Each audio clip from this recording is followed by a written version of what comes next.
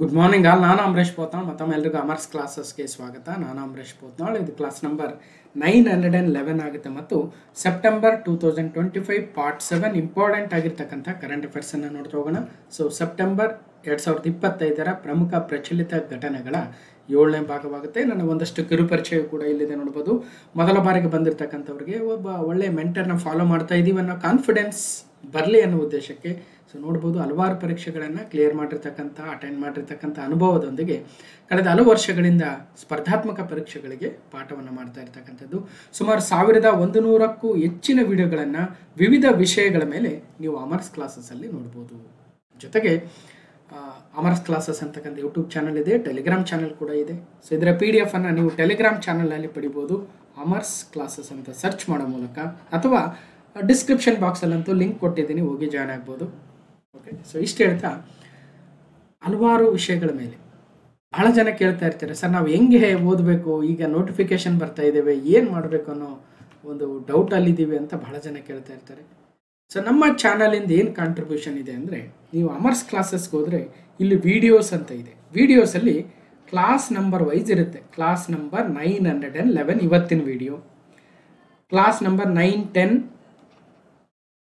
Part 6 video, 909 part 5 video. ಅದೇ ಥರ ಯಾವ್ಯಾವ ಕ್ವಶನ್ ಪೇಪರ್ ಏನಾದ್ರು ಸಾಲ್ವ್ ಮಾಡಿದರೆ, ಬಜೆಟ್ ಎಕನಾಮಿಕ್ ಸರ್ವೆ ಮಾಡಿದರೆ ಆಯಾ ಕ್ಲಾಸ್ ನಂಬರ್ ವೈಸ್ ಇದೆ, ಹೋಗಿ ನೋಡಿ. ಇಲ್ಲ ಪರ್ಟಿಕ್ಯುಲರ್ ಪ್ಲೇ ಲಿಸ್ಟ್ ನೋಡ್ಬೇಕು. ಈಗ ಗ್ರೂಪ್ ಸಿ ಎಕ್ಸಾಮಿಗೆ ರೆಡಿ ಆಗ್ತಾ ಇರ್ತಾರೆ. ಗ್ರೂಪ್ ಸಿ ಎಕ್ಸಾಮ್ ರೆಡಿ ಆಗ್ತಾ ಇದ್ದೀರಿ ಅಂದರೆ ನಿಮಗೆ ಕಂಪ್ಯೂಟರ್ ಮೇಲೆ 30 ಪ್ರಶ್ನೆ ಇರುತ್ತೆ. ಹಾಗಾದರೆ ಕಂಪ್ಯೂಟರ್ ಮೇಲೆ ಥೆರಾಟಿಕಲ್ ವಿಡಿಯೋಸ್ ಇದ್ದಾವೆ. ಪ್ಲಸ್ ಪ್ರತಿ ಗ್ರೂಪ್ ಸಿ ಎಕ್ಸಾಮ್ ನಡೆದಾಗಲೂ ಕೂಡ ಆ 30 ಪ್ರಶ್ನೆಗಳನ್ನು ಸಾಲ್ವ್ ಮಾಡಿದ್ದೀವಿ.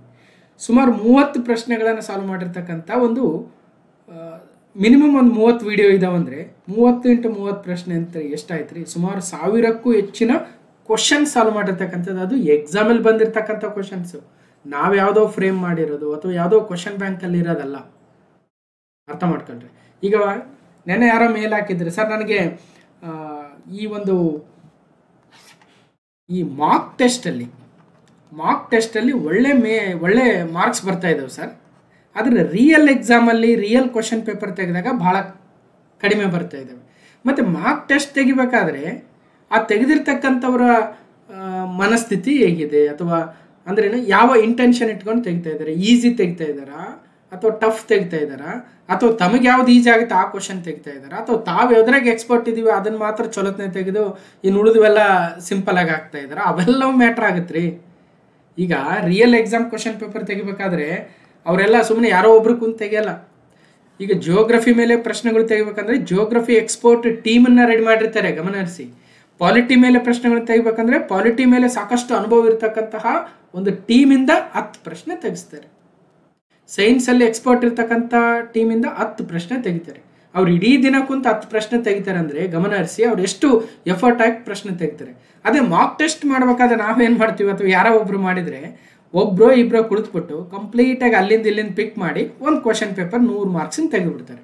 ಒಬ್ಬರು ಇಬ್ಬರು ಕುಂತು ತೆಗೆಯೋದಕ್ಕೂ 20-30 ಜನ ಬೇರೆ ಬೇರೆ ಎಕ್ಸ್ಪರ್ಟ್ಸ್ ಬೇರೆ ಬೇರೆ ಸಬ್ಜೆಕ್ಟ್ ತೆಗೆಯೋದಕ್ಕೂ ಬಹಳ ವ್ಯತ್ಯಾಸ ಇದೆ. ಅದಕ್ಕೋಸ್ಕರ KPSC ಪೇಪರ್ಸ್ ಅಷ್ಟು ಟಫ್ ಇರ್ತವೆ. ಅರ್ಥ ಮಾಡ್ಕೊಳ್ರಿ. ಮಾರ್ಕ್ ಟೆಸ್ಟಲ್ಲಿ ಯಾಕೆ ಚೆನ್ನಾಗಿ ಬರುತ್ತೆ, ರಿಯಲ್ ಎಕ್ಸಾಮಲ್ಲಿ ಯಾಕೆ ಕಡಿಮೆ ಬರುತ್ತೆ ಅಂದರೆ ಇದೇ ಕಾರಣ. ಮಾರ್ಕ್ ಟೆಸ್ಟ್ ಅಟೆಂಡ್ ಮಾಡಬಾರ್ದು ಅಂತಲ್ಲ, ಆದರೆ ರಿಯಲ್ ಎಕ್ಸಾಮ್ನ ಫಸ್ಟ್ ಸಾಲ್ವ್ ಮಾಡ್ಬೇಕು. ರಿಯಲ್ ಕ್ವಶನ್ ಪೇಪರ್ ಎಷ್ಟು ಕ್ವಶನ್ ಪೇಪರ್ ಸಿಗ್ತವೆ. ಈಗ ನೀವು ಹಾಗೇ ಸುಮ್ಮನೆ ಹಿಂದೆ ಹೋಗಿ, ಈಗ ಮೊನ್ನೆ ನಾವು IEO ಎಕ್ಸಾಮ್ ಸಾಲ್ವ್ ಮಾಡಿದ್ವಿ, HKದು ಸಾಲ್ವ್ ಮಾಡಿದ್ವಿ, IEO ನಾನ್ HKದು ಸಾಲ್ವ್ ಮಾಡಿದ್ದೀವಿ. ಅದೇ ರೀತಿಯಾಗಿ ಹಿಂದೆ ಹೋದರೆ MVI ಮೋಟಾರ್ ವೆಹಿಕಲ್ ಇನ್ಸ್ಪೆಕ್ಟರ್ RTOದು MVIದು HKದು ಸಿಗುತ್ತೆ, ನಾನ್ HKದು ಸಿಗುತ್ತೆ. ಅಲ್ಲ ನಾವೆಲ್ಲ ಸಾಲ್ವ್ ಮಾಡಿದ್ದೀವಿ ಅಂತಲ್ಲ, ಅಟ್ಲೀಸ್ಟ್ ನಮ್ಮ ಶಕ್ತಿ ಮೀರಿ ಪ್ರಯತ್ನವನ್ನು ಮಾಡಿದ್ದೀವಿ ರೀ. ಒಬ್ಬ ಲೆಕ್ಚರರ್ ಎಷ್ಟು ಮಾಡ್ಬೋದು ಅಲ್ವಾ. ಹಾಗೆ PDOದು ಹಿಂದೆ ಹೋಗಿ PDOದು HK ನಾನ್ HK ಸಿಗುತ್ತೆ, ಮತ್ತು CTIದು ಕೂಡ HK ನಾನ್ HK ಸಿಗುತ್ತೆ. ಇದಕ್ಕಿನ್ನ ಕ್ವಶನ್ ಪೇಪರ್ ಇನ್ನೇನು ಬೇಕು ರೀ. ಒಂದೊಂದು ಕ್ವಶನ್ ಪೇಪರ್ ಸಾಲ್ವ್ ಮಾಡೋದಕ್ಕೆ ನೀವು ನೀಟಾಗಿ ಸಾಲ್ವ್ ಮಾಡಿಬಿಟ್ರೆ ಎಷ್ಟೋ ನಾಲೆಜ್ ಬರುತ್ತೆ, ಸಾಕಷ್ಟು ಹೊಸ ನಾಲೆಜ್ ಬರುತ್ತೆ. KS ಎಕ್ಸಾಮಲ್ಲಿ ಫಸ್ಟ್ ಎಕ್ಸಾಮ್ ಆಯಿತು, ನಂತರ ಕ್ಯಾನ್ಸಲ್ ಆಯಿತು, ಅಲ್ಲೇ 4 ಪೇಪರ್ ಸಿಗ್ತಾವೆ ಬರೀ ಇದೇ ವರ್ಷದ್ದೆ, ಅಂದರೆ ನಾವು ಕಳೆದ ವರ್ಷದ್ದು. ಅರ್ಥ ಮಾಡ್ಕೊಳ್ರಿ. ಇವನ್ನ ಸಾಲ್ವ್ ಮಾಡಬೇಕು. ಫಸ್ಟ್ ಸಾಲ್ವ್ ಮಾಡಿ ನಿಮ್ಮ ಕೆಪಾಬಿಲಿಟಿಯನ್ನು ಹೆಚ್ಚಿಸ್ಕೊಂಡಾಗ ಮಾತ್ರ ನೀವು ಎಕ್ಸಾಮಲ್ಲಿ ಪಾಸ್ ಆಗಕ್ಕೆ ಸಾಧ್ಯ. ಸುಮ್ಮನೆ ಎಕ್ಸಾಮ್ ಹತ್ರ ಬಂತು, ನೋಟಿಫಿಕೇಶನ್ ಆಗಿಬಿಡ್ತವೆ, ಏನು ಓದಿಲ್ಲ, ಹಂಗೆ ಹಿಂಗೆ ಅಂತ ಗಾಬರಿ ಬಿದ್ದರೆ ಏನೂ ಕೆಲಸ ಆಗಲ್ಲ. ಅರ್ಥ ಮಾಡ್ಕೊಂಡ್ರೆ ಅಂಥ ಗಾಬರಿ ಏನಾದರೂ ಅನಿಸಿದರೆ, ನಿಮಗೇನಾದರೂ ಸಜೆಷನ್ ಬೇಕಿದ್ರೆ ಹಲವಾರು ವರ್ಷಗಳ ಅನುಭವದಿಂದ ಬೇರೆ ಬೇರೆ ಫೀಲ್ಡ್, ಅದು ಸಾಫ್ಟ್ವೇರ್ ಆಗಿರಲಿ, ಗೌರ್ಮೆಂಟ್ ಸೆಕ್ಟರ್ ಆಗಿರಲಿ, ಅಥವಾ IIT ಓದಿರೋದಾಗಿರಲಿ, ಅಥವಾ ಇನ್ನೆಲ್ಲೋ ಇಂಜಿನಿಯರಿಂಗ್ ಮಾಡಿರೋದಾಗಿರಲಿ, ಹಲವಾರು ವರ್ಷಗಳಿಂದ ಸ್ಪರ್ಧಾತ್ಮಕ ಪರೀಕ್ಷೆಗಳ ವಿದ್ಯಾರ್ಥಿಗಳ ಜೊತೆ ಕಮ್ಯುನಿಕೇಷನ್ ಮಾಡ್ತಾ ಇರೋದಾಗಿರಲಿ, ಇವೆಲ್ಲವನ್ನು ಅದರ ಸಾರವನ್ನು ನಿಮ್ಮ ಜೊತೆ ಹಂಚ್ಕೊಳ್ಳೋಕ್ಕೆ, ನಿಮಗೇನಾದರೂ ತೊಂದರೆ, ಇಶ್ಯೂಸ್ ಅಥವಾ ಕೆರಿಯರ್ ರಿಲೇಟೆಡ್ ಏನಾದರೂ ಡೌಟ್ಸ್ ಇದ್ದರೆ ನನ್ನ ಇಮೇಲ್ ಐಡಿಗೆ ಇಮೇಲ್ ಮಾಡಿ, amaresh.potnal@gmail.com ಅಂತ ವಿತ್ ಯುವರ್ ಫೋನ್ ನಂಬರ್ ಹಾಕಿ. ಇಮೇಲೂ ಗೊತ್ತಿಲ್ಲ ಅನ್ನೋರು ಇರ್ತಾರೆ, ಮತ್ತು ನಾನು ವಿಡಿಯೋ ಏನು ನೋಡ್ತಾ ಇದ್ದೀರಿ, ಪ್ರತಿ ಒಂದು ಸ್ಲೈಡಲ್ಲೂ ಕೂಡ, ನಾಟ್ ದಿಸ್ ವಿಡಿಯೋ, ಇದು 1200ನೇ ವಿಡಿಯೋ ಅನ್ಕೊಳ್ಳೋಣ, ಇದರಿಂದ ಒಂದೇ ವಿಡಿಯೋದಲ್ಲೂ ಕೂಡ ಇಮೇಲ್ ಐ ಡಿ ಇದೆ. ಸೊ ಪ್ರತಿ ವಿಡಿಯೋದಲ್ಲೂ ನನ್ನ ಇಮೇಲ್ ಐ ಡಿ ಇರುತ್ತೆ, ಪ್ರತಿ ಸ್ಲೈಡಲ್ಲೂ ಕೂಡ ನೋಡ್ಬೋದು. ಆ ಇಮೇಲ್ಗೆ ಇಮೇಲ್ ಮಾಡಿ, ಸೊ ಮಾತಾಡೋಣ, ನಾನೇ ಮಾತಾಡ್ತೀನಿ. ಇಷ್ಟು ಹೇಳ್ತಾ, ಬೇರೆ ಬೇರೆ ಪ್ಲೇ ಲಿಸ್ಟ್ ಇದೆ, ಹೋಗಿ ನೋಡಿ. ಸ್ವಲ್ಪ ಎಫರ್ಟ್ ಹಾಕಬೇಕು. ಕೆಲವರು ಬಜೆಟ್ ಎಕನಾಮಿಕ್ ಸರ್ವೆನೇ ನೋಡಲ್ಲ. ಮತ್ತು ಬಜೆಟ್ ಎಕನಾಮಿಕ್ ಸರ್ವೆ, ಈಗ ಬಜೆಟ್ ಎಕನಾಮಿಕ್ ಸರ್ವೆ ಅಂದರೆ ಬರೀ ಎಕನಾಮಿಕ್ಸ್ ಅನ್ಕೊಂಡ್ಬಿಟ್ಟಿದ್ದಾರೆ. ಎಕನಾಮಿಕ್ಸ್ ಅಲ್ರಿ, ಬಜೆಟ್ ಆ್ಯಂಡ್ ಎಕನಾಮಿಕ್ ಸರ್ವೆ ಸರ್ಕಾರ ತಂದಿರತಕ್ಕಂತಹ ವಿವಿಧ ಯೋಜನೆಗಳು. ಏನು ಬರೀ ಎಕನಾಮಿಕ್ಸ್ ಮೇಲೇ ಯೋಜನೆ ತರ್ತಾರ? ಪರಿಸರಕ್ಕೆ ಬೇಕಾಗಿರತಕ್ಕಂಥ ಪೂರಕ ಯೋಜನೆಗಳನ್ನು ತರ್ತಾರೆ. ಅದೇ ರೀತಿಯಾಗಿ ಯಾವುದಾದ್ರೂ ನಮ್ಮ ನೀರಾವರಿ ವ್ಯವಸ್ಥೆ ಬಗ್ಗೆ ತರ್ತಾರೆ. ಹಾಗಾದ್ರೆ ಅದು ಎಕನಾಮಿಕ್ಸ? ಈಗ ಎತ್ತಿನ ಹೊಳೆ ಯೋಜನೆ ಬರುತ್ತೆ, ಯಾವ ಹಂತದಲ್ಲಿದೆ ಅಲ್ವಾ? ಇನ್ನೊಂದು ಯಾವುದೋ ನಮ್ಮ ಇದು ಮೇಕೆದಾಟು ಯೋಜನೆ ಬರುತ್ತೆ, ಅದು ಯಾವ ಹಂತದಲ್ಲಿದೆ? ಅಪ್ಪರ್ ಕೃಷ್ಣ 3 ಅಂತ ಸುದ್ದಿಯಲ್ಲಿದೆ, ಅದೇನು? ಅದೆಲ್ಲವೂ ಬರದೆ ಎಕನಾಮಿಕ್ ಸರ್ವೇದಲ್ಲಿ ನೀರಾವರಿ ಬಗ್ಗೆ ಒಂದು ಚಾಪ್ಟರ್ ಇರುತ್ತೆ, ಪರಿಸರ ಸಂಬಂಧಿತ ವಿಚಾರಗಳ ಮೇಲೆ ಒಂದು ಚಾಪ್ಟರ್ ಇರುತ್ತೆ, ಗ್ರಾಮೀಣಾಭಿವೃದ್ಧಿ ಮೇಲೇ ಒಂದು ಚಾಪ್ಟರ್ ಇರುತ್ತೆ. ಗ್ರಾಮೀಣಾಭಿವೃದ್ಧಿಗೆ ಎಕನಾಮಿಕ್ಸ್ಗೆ ಏನು ಸಂಬಂಧ? ಅಥವಾ ನಮ್ಮ ನಗರಾಭಿವೃದ್ಧಿ ಮೇಲೇ ಒಂದು ಚಾಪ್ಟರ್ ಇರುತ್ತೆ. ಹೀಗೆ 13 ವಿವಿಧ ಚಾಪ್ಟರ್ಗಳು ನಮ್ಮ ಕರ್ನಾಟಕ ಆರ್ಥಿಕ ಸಮೀಕ್ಷೆಯಲ್ಲಿದ್ದಾವೆ. ಅದ್ರ ಮೇಲೆ ಸುಮಾರು 15 ವಿಡಿಯೋನ ಮಾಡಿರಬೇಕು. ಆ ಒಂದು ಬರೀ ಕರ್ನಾಟಕದ ಆರ್ಥಿಕ ಸಮೀಕ್ಷೆನೇ 15 ಗಂಟೆ ಎಕ್ಸ್ಪ್ಲೇನ್ ಮಾಡ್ಬೇಕಂದ್ರೆ ಸುಮ್ಮನೆ ಯಾವುದೋ ಮಾಡ್ಬೇಕು. ನಾವು ಕೂಡ ಕವರ್ ಮಾಡಿದ್ದೀವಿ ಎಕನಾಮಿಕ್ ಸರ್ವೆ ಅನ್ನೋದಕ್ಕೆ 1 ವಿಡಿಯೋ 2 ವಿಡಿಯೋದಲ್ಲಿ ಮಾಡಿದರೆ ನಿಮಗೆ ಅರ್ಥ ಆಗಬೇಕು. ಕರ್ನಾಟಕ ಬಜೆಟು ಸಿದ್ದರಾಮಯ್ಯನವರೇ 1 ಗಂಟೆ 1.5 ಗಂಟೆ ಬೇಡ 2 ಗಂಟೆ ಮಾತಾಡಿರ್ತಾರೆ. ನಾವು 5 ಗಂಟೆಗೆ ಹೆಚ್ಚು ಕಾಲ ಡಿಸ್ಕಷನ್ ಮಾಡ್ತೀವಿ ಅಂದರೆ ಮತ್ತು ಅದ್ರ ಸುತ್ತಮುತ್ತ ಎಲ್ಲ ತಂದು ಕೊಡ್ಬೇಕಲ್ಲ ಕಾಂಪಿಟೇಟಿವ್ ಎಕ್ಸಾಮ್ ಆಸ್ಪಿರೆಂಟ್ಸ್ ಆಗಿ, ಅಥವಾ ಅದಕ್ಕೆ ನಾವು ತಯಾರು ಮಾಡ್ತಾ ಇರ್ತಕ್ಕಂಥವ್ರಾಗಿ. ಅದೇ ರೀತಿಯಾಗಿ ಭಾರತದ ಬಜೆಟ್, ಭಾರತದ ಆರ್ಥಿಕ ಸಮೀಕ್ಷೆ ಕೂಡ ಇದ್ದಾವೆ. ಇವೆಲ್ಲವನ್ನು ಓದಿದಾಗ ಕಂಪ್ಲೀಟ್ ಆಗುತ್ತೆ. ನಾವು ಬರೀ ಅದೇ ಹಿಸ್ಟ್ರಿ, ಪಾಲಿಟಿ, ಜಿಯೋಗ್ರಫಿ ಒಂದಷ್ಟು ಓದ್ಕೊಂಡು ಹೋದೆ ಅಂದರೆ ಅವು ಬರೋದು ಎಷ್ಟು ಬರ್ತವೆ? 50ರಿಂದ 60 ಪ್ರಶ್ನೆ ಬರ್ತವೆ. 50ರಿಂದ 60ರಲ್ಲಿ ನಿಮ್ಗೆ ಎಲ್ಲ ಮಾರ್ಕ್ಸ್ ಬಂದ್ಬಿಡುತ್ತಾ? ಒಂದು 30-35 ತೆಗಿತ್ರಿ. 30-35 ಅಥವಾ 40 ತೆಗೆದ್ರೂ ಮತ್ತು ಈ ಸೆಲೆಕ್ಷನ್ ಲಿಸ್ಟಲ್ಲಿ ಬರ್ಬೇಕಂದ್ರೆ 70-75-80ಕ್ಕೆ ಹೋಗ್ಬೇಕಂದ್ರೆ ಯಾವಾಗ ಆಗುತ್ತೆ? ಯಾವಾಗೂ ಆಗಲ್ಲ. ಅಂಥವ್ರು ಪಾಸ್ ಯಾಕೆ ಆಗಲ್ಲ ಅಂದರೆ ಇದಕ್ಕೆ ಆಗಲ್ಲ, ಎಫರ್ಟ್ ಹಾಕಬೇಕು. ಸೊ ಇಷ್ಟು ಹೇಳ್ತಾ ಪ್ರತಿ ಸಲ ಇದನ್ನೇ ರಿಪೀಟ್ ಮಾಡ್ದಂಗೆ ಆಗುತ್ತೆ. ಬೇರೆ ಬೇರೆ ವೀಡಿಯೋಸ್ ಇದ್ದಾವೆ ನೋಡಿ, ಯಾರಿಗೆ ಸಾಧ್ಯ ಇದೆ, ಯಾರಿಗೆ ಅನುಕೂಲ ಅನಿಸುತ್ತೆ ಅವ್ರು ನೋಡ್ಬೋದು. ಸೊ ಇಲ್ಲಿ ಈ ಎಲ್ಲ ವರ್ಕ್ಗೆ ನಿಮ್ಮ ಬೆಂಬಲ ಕೂಡ ತೆಗುತ್ತೆ. ಯಾಕಂದರೆ ನೀವು ಪ್ರಯತ್ನವನ್ನು ಮಾಡಬೇಕಾದ್ರೆ ನಿಮ್ಮ ಪ್ರಯತ್ನಕ್ಕೆ ನಮ್ಮ ವಿಡಿಯೋಗಳು ಪೂರಕವಾಗಿದ್ದಾವೆ ಅಂತ ಹೇಳ್ತಾ ಅಮರ್ಸ್ ಡೈಮಂಡ್ ಕ್ಲಾಸಸ್ಗೆ ಜಾಯ್ನ್ ಆಗೋ ಮೂಲಕ ನಿಮಗೆ ಇನ್ನಷ್ಟು ಪೂರಕ ವಿಡಿಯೋಗಳನ್ನು ಕೊಡೋದಕ್ಕೆ ನಮ್ಮ ಟೀಮ್ಗೆ ನಿಮ್ಮ ಬೆಂಬಲವನ್ನು ನೀಡ್ತೀರಾ ಅಂತ ಭಾವಿಸ್ತಾ, ಯಾರಿಗೆ ಅನುಕೂಲ ಇದೆ ಡೆಫಿನೆಟ್ಲಿ ನಮ್ಮ ಟೀಮ್ಗೆ ಬೆಂಬಲವನ್ನು ನೀಡಿ ಅಂತ ತಮ್ಮಲ್ಲಿ ವಿನಂತಿಸ್ಕೊಳ್ತಾ, amaresh.potnal@gmail.comಗೆ ಎನಿ ಇಶ್ಯೂಸ್ ಇದ್ದರೂ ಕೂಡ ಇಮೇಲ್ ಮಾಡ್ಬೋದು. ವಿತ್ ಯುವರ್ ಫೋನ್ ನಂಬರ್ ಹಾಕೋದನ್ನು ಮರಿಬೇಡಿ, ಯಾಕಂದರೆ ನಿಮ್ಮನ್ನು ಕಾಂಟ್ಯಾಕ್ಟ್ ಮಾಡಬೇಕಲ್ವಾ ಅಂತ ಹೇಳ್ತಾ ಬನ್ನಿ. ಹಾಗಾದರೆ ಮೊದಲ ಪ್ರಶ್ನೆ ಏನಿದೆ, ಸೆಪ್ಟೆಂಬರ್ 2025 ಪ್ರಮುಖ ಪ್ರಚಲಿತ ಘಟನೆಗಳ ಪಾರ್ಟ್ 7ರ ಕ್ವಶನ್ ನಂಬರ್ 1 ಏನಿದೆ? Okay, the UN framework convention on climate change, UNFCCC ಅಂತ ಕರಿತೀವಿ. ಇದು ಒಂದು ಕನ್ವೆನ್ಷನ್. ಅದೇ ಥರ ಒಟ್ಟು 3 ಕನ್ವೆನ್ಷನ್ಗಳು ರಿಯೋ ಅರ್ತ್ ಸಮಿತಿಯಿಂದ, ಅಥವಾ ನಾವೇನಂತೀವಿ ಭೂ ಶೃಂಗಸಭೆ 1992ರ ರಿಸಲ್ಟೆಂಟ್ ಏನಾಯಿತು ಅಂದರೆ 3 ಕನ್ವೆನ್ಷನ್ಸ್ ಬರ್ತವೆ.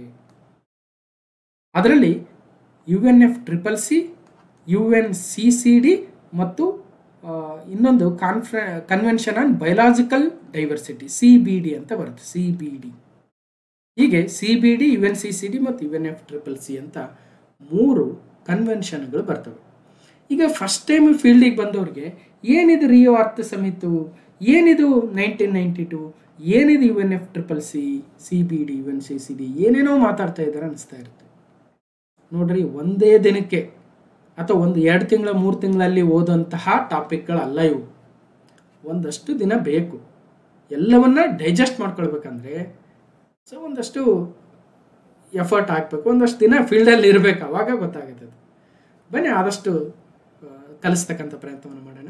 UN Framework Convention on Climate Change, UNFCCC, will hold a 30th Conference of Parties COP30 in November in the Brazilian port city Belém. ಬ್ರೆಜಿಲ್ನ ಒಂದು ಬಂದರು ನಗರ ಬೆಲೆಮಲ್ಲಿ ಈ UNFCCCಯ 30ನೆಯ ಒಪ್ಪಂದದ ಪಕ್ಷಗಳ ಸಮ್ಮೇಳನ ನಡೆಯಲಿದೆ. ಯಾವತ್ತು ನಡೆಯಲಿದೆ? ನವೆಂಬರಲ್ಲಿ. ನೋಡೋಣ ಏನೇನಿದೆ ಅಂತ. ಅದಕ್ಕಿಂತ ಮುಂಚೆ ಒಂದು ಸ್ವಲ್ಪ ಡೀಟೇಲ್ಸ್ ಕೊಟ್ಟು ಬರ್ತೀನಿ, UNFCCC ಅಂದರೆ ಏನು ಅಂತ. ಸೊ ಅವಾಗ ನಿಮಗೆ ಒಂದು ಕ್ಲಾರಿಟಿ ಸಿಗುತ್ತೆ ಅನ್ನೋ ಉದ್ದೇಶಕ್ಕೆ. ಓಕೆ, ಹೀಗೆ 1972ರಲ್ಲಿ ಸ್ಟಾಕ್ಹೋಮ್ ಕಾನ್ಫರೆನ್ಸ್ ಅಂತ ನಡೆಯುತ್ತೆ. ಸ್ಟಾಕ್ಹೋಮಲ್ಲಿ, ಸ್ವೀಡನ್ನ ರಾಜಧಾನಿ ಸ್ಟಾಕ್ಹೋಮಲ್ಲಿ ಪರಿಸರದ ಒಂದು ಕಾಳಜಿಗಾಗಿ, ಜೀವವೈವಿಧ್ಯದ ಒಂದು ಸಂರಕ್ಷಣೆಗಾಗಿ 1972ರಲ್ಲಿ ಸ್ಟಾಕ್ಹೋಮ್ ಕಾನ್ಫರೆನ್ಸ್ ನಡೆಯುತ್ತೆ. ಅದ್ರ ಬಗ್ಗೆ ನಾವು ರಿಯೋ ಅರ್ತ್ ಸಮಿಟ್ ಮೇಲೇ ಸಪ್ರೇಟ್ ವಿಡಿಯೋ ಮಾಡಿದ್ದೀನಿ, ಹೋಗಿ ನೋಡ್ಬೋದು. ಈಗ ಸ್ಟಾಕ್ಹೋಮ್ ಕಾನ್ಫರೆನ್ಸ್ ನಡೆದು ಅಂದರೆ 1972ರ ನಂತರ ಸರಿಯಾಗಿ 20 ವರ್ಷಗಳ ನಂತರ, ಅಂದರೆ 1972 ಸ್ಟಾಕ್ಹೋಮ್ ಕಾನ್ಫರೆನ್ಸು +20 ಮಾಡಿದರೆ 1992 ಈ ರಿಯೋ ಡಿ ಜನೈರೋ, ಬ್ರೆಜಿಲ್ನ ಒಂದು ನಗರ ರಿಯೋ ಡಿ ಜನೈರೋದಲ್ಲಿ ಮತ್ತೆ ನಮ್ಮ ಪರಿಸರದ ಸಂರಕ್ಷಣೆಗಾಗಿ ಒಂದು ದೊಡ್ಡ ಸಮ್ಮೇಳನ ನಡೆಯುತ್ತೆ, ಒಂದು ಕಾನ್ಫರೆನ್ಸ್ ನಡೆಯುತ್ತೆ, ಒಂದು ಶೃಂಗಸಭೆ ನಡೆಯುತ್ತೆ, ಒಂದು ಅರ್ತ್ ಸಮಿಟ್ ನಡೆಯುತ್ತೆ, ಒಂದು ಭೂ ಶೃಂಗಸಭೆ ನಡೆಯುತ್ತೆ. ಹೀಗೆ the United Nations sought to help the government rethink the economic development and find a ways to stop polluting the planet and depleting its natural resources. ನೈಸರ್ಗಿಕ ಸಂಪನ್ಮೂಲಗಳ ಬರಿದಾಗುವಿಕೆಯನ್ನು ತಡಿಬೇಕು, ನಮ್ಮ ಪರಿಸರ ಹಾಳಾಗೋದನ್ನು ತಡಿಬೇಕು ಅನ್ನೋ ಉದ್ದೇಶಕ್ಕೆ ಕರೆಕ್ಟಾಗಿ 20 ವರ್ಷಗಳಂದರೆ ಸ್ಟಾಕ್ಹೋಮ್ ಕಾನ್ಫರೆನ್ಸ್ ನಡೆದ 20 ವರ್ಷಗಳ ನಂತರ ಬ್ರೆಜಿಲ್ನ ರಿಯೋ ಡಿ ಜನೈರೋ ಎನ್ನುವ ನಗರದಲ್ಲಿ ಜೂನ್ 3ರಿಂದ ಜೂನ್ 14, 1992ರಂದು ಅರ್ತ್ ಶೃಂಗಸಭೆ, ಪರಿಸರ ಕುರಿತಾಗಿರ್ತಕ್ಕಂಥ ಒಂದು ಜಾಗತಿಕ ಶೃಂಗಸಭೆಯನ್ನು ಆಯೋಜನೆ ಮಾಡಲಾಯಿತು. ಇದನ್ನು officially United Nations conference on environment and development, UNCED ಅಂತ ಕರಿತೀವಿ. Popularly Rio de Janeiro Earth summit, Rio summit, Rio conference, Earth summit ಅಥವಾ ಭೂ ಶೃಂಗಸಭೆ ಅಂತ ಕರಿತೀವಿ. ಇದು ಎಂಥ ದೊಡ್ಡ ಸಮ್ಮೇಳನ ಅಂತ ತಿಳ್ಕೊಂಡ್ರೆ, 172 ದೇಶಗಳೇನು ಭಾಗವಹಿಸಿದ್ವು, ಆ 172 ದೇಶಗಳಲ್ಲಿ 116 ದೇಶಗಳು ಆಯಾ ದೇಶಗಳ ಉನ್ನತ ಸ್ಥಾನದಲ್ಲಿರ್ತಕ್ಕಂಥವರೇ ಭಾಗವಹಿಸಿದ್ರು. ಈಗ ಸಪೋಸ್ ನಮ್ಮ ದೇಶದಿಂದ 1992ರಲ್ಲಿ ಅಂದಿನ ಪ್ರಧಾನಿಯಾಗಿದ್ದ PV ನರಸಿಂಹರಾವ್ ಅವರು, ಅಂದಿನ ಪರಿಸರ ಖಾತೆ ಸಚಿವರಾಗಿದ್ದ ಕಮಲ್ನಾಥ್ ಅವರು ಭಾಗವಹಿಸಿದ್ರು. ಅಂದರೆ see the importance of the 1992 Rio Earth summit ಇದು. So Rio de Janeiro 3rd to 14th June 1992. Okay, ಈ ಒಂದು ಬ್ರೆಜಿಲ್ನ ರಿಯೋ ಡಿ ಜನೈರೋದಲ್ಲಿ ನಡೆದ 1992ರ ಅರ್ತ್ ಶೃಂಗಸಭೆ, ಇದು ಪರಿಸರ ಕುರಿತಾಗಿರ್ತಕ್ಕಂಥ ಒಂದು ದೊಡ್ಡ ಜಾಗತಿಕ ಶೃಂಗಸಭೆ ಆಗಿತ್ತು.